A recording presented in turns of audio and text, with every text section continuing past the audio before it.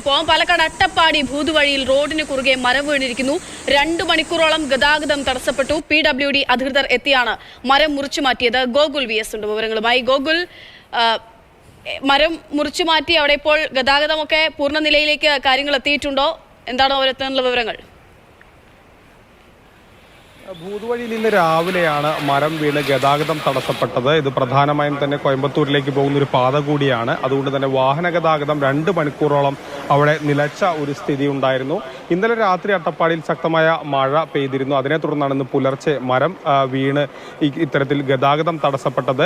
PWD അധികൃതരെത്തി ഈ മരം മുറിച്ചു മാറ്റി ഗതാഗതം പുനഃസ്ഥാപിച്ചിട്ടുണ്ട്. ഈ അട്ടപ്പാടി മേഖലയിൽ സാധാരണ വൈകുന്നേരം സമയങ്ങളിലും രാത്രിയും ശക്തമായ മഴ അനുഭവപ്പെടുന്നുണ്ട്. ഇന്ന് പുലർച്ചെ ആയതോടുകൂടി തന്നെ പുലർച്ചെ സമയത്ത് മഴ കുറഞ്ഞു നിൽക്കുന്ന ഒരു സ്ഥിതിയാണ് മണ്ണാർക്കാട് അതോടൊപ്പം തന്നെ അട്ടപ്പാടി മേഖലയിലുള്ളത്. പക്ഷേ പാലക്കാട് പൊതുവെ മഴ പെയ്യുന്നുണ്ട്. പല സ്ഥലങ്ങളിലും ചില ഇതുപോലുള്ള നാശനഷ്ടങ്ങൾ ഉണ്ടാകുന്നുണ്ടെങ്കിലും ഇത് 2 മണിക്കൂറോളം ഈ അട്ടപ്പാടി ഭൂതയാർ ഈ വഴിയിൽ ഗതാഗതം തടസ്സപ്പെട്ടു. 5 മണിക്ക് വീണ മരം 7 മണിയോടുകൂടിയാണ് PWD അധികൃതരെത്തി മുറിച്ചു മാറ്റിയത്.